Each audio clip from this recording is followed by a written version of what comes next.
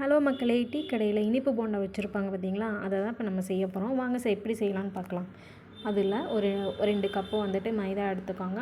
அதுக்கு 1 கப்பு வந்து சர்க்கரை, 4, 5 ஏலக்காய் போட்டாச்சு.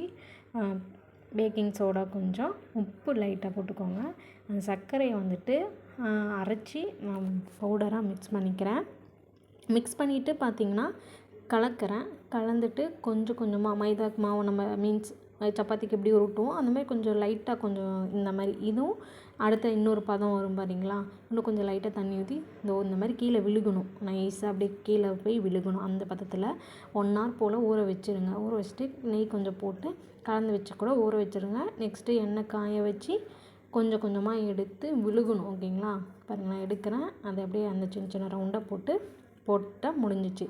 எனக்கு தெரிஞ்சது நான் ஒரு யூடியூப் பார்த்து தான் நானும் கற்றுக்கிட்டேன். ஸோ நீங்களும் எனக்கு பார்த்து கூட ஏதோ சும்மா ட்ரை பண்ணுங்கள். ஏன்னா நானும் அந்த மாதிரி தான் ட்ரை பண்ணேன்.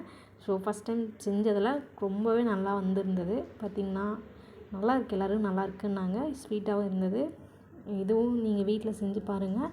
கிட்ஸு வந்து ஸ்கூல் முடிச்சுட்டு வராங்கன்னா அவங்களுக்கு செஞ்சு கொடுங்க. வீடியோ பிடிச்சிருந்தா லைக் பண்ணுங்கள், சப்ஸ்கிரைப் பண்ணுங்கள். தேங்க்ஸ்.